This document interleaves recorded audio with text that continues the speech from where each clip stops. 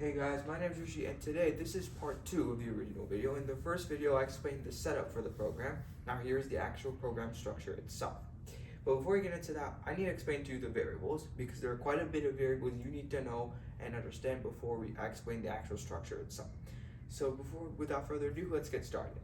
First of all, we have the simplest variable of all of this, which is the base unit, which equals 2. Now most of you, if you've been following my videos, you would know why this is 2. But for those of you that are new, I'll explain. Base unit equals 2 because you cannot go below 2 matre or as for any part in any part of the mridangam talam. It doesn't matter. This applies to every single talam that there ever is and will continue to be. And that is why this will be useful for a condition we will use later in the code. So that is why we have this variable. Next, we have the new pattern object, which has 3 parameters: word, matre, and speed factor.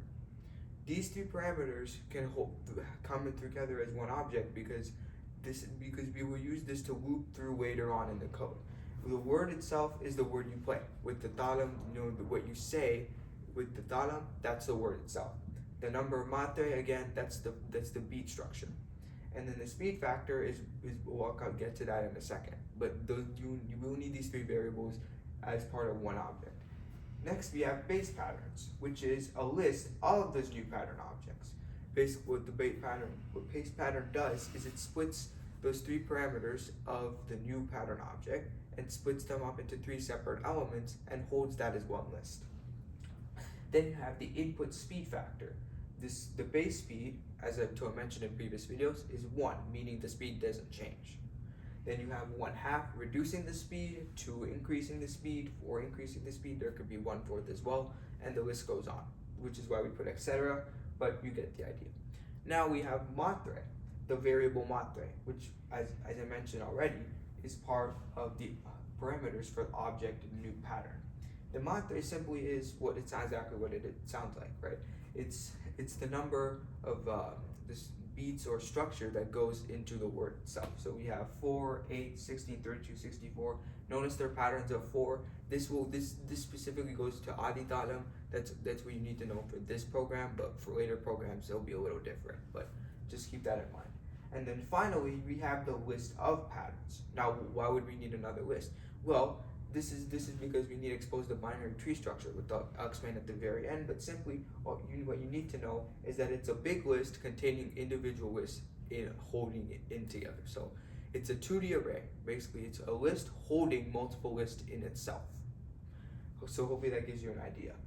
Now, without further ado, let's go to the back where we will explain the actual structure itself. So as you can see here, move that a little bit forward. Okay. As you can see here, we have 3 different steps.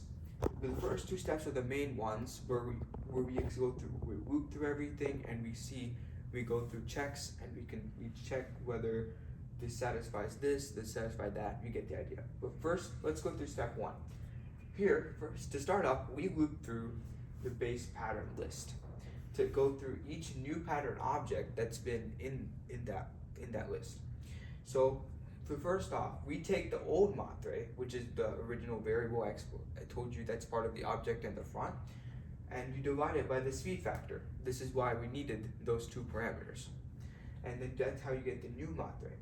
And then if the new matre is less than base unit, remember base unit was 2. This is the condition I was talking about earlier. New matre is less than base unit, then the new matre equals base unit. Because remember, you can never go below the base unit. If you get 1, 1/2, or anything below 2, doesn't matter. You can never have the proper structure with that. So that is why we do this check here. Then simply we just add the updated matre to the new pattern object. So we update the object, and then after that we add that new pattern object back into the old base patterns list. Because remember, that base patterns list holds the new pattern object separately as elements. Now let's get into step 2. And here we're doing a double loop, so bear with me here. First, we're going through each pattern within the list of patterns. And remember how I said the list of patterns was a list holding base of patterns objects, right? But because remember, base of patterns itself is a list, and list of patterns is a list holding those together. I know it's a little bit confusing, but I'll explain that right here. the list of patterns, like I said, it's a list holding multiple lists. So that's why we need a double loop, because first we need to get to the individual list within the bigger list to get to the elements of that smaller list. Hopefully that makes sense. That's why we need the second loop here for each word in pattern or each new pattern object in that.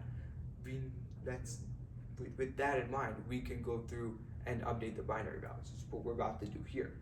Binary value, where you convert the new matre, be careful here, new matre to the binary value, and then you store it as a variable attached to that individual object. So you have every single new pattern object in the list of patterns, and the base of patterns will have that binary value attached to it. It's a very long structure, and that will come together at the end when we print out the list of patterns with the individual lists, like I've explained already.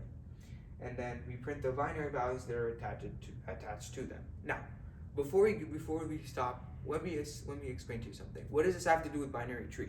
Well, it's very simple, right? Like I said, list of patterns is a 2D list, which is a list holding multiple lists, smaller lists as part of it. So that is the root. Essentially, it's holding everything together, like you'd expect from a tree root, a physical tree root. And then this individual list, as part of that bigger list, are the branches, which hold their own parts, which are the object variables, which we talked about in the front: speed, matre, and the word. So this is how you can go from, with the program of Aditalam, checking through every single variable, these variables, to show how Aditalam connects to computer science, and yeah. Thanks guys for watching, and continue to subscribe to me on my YouTube channel, follow me on Instagram. Peace out guys, bye.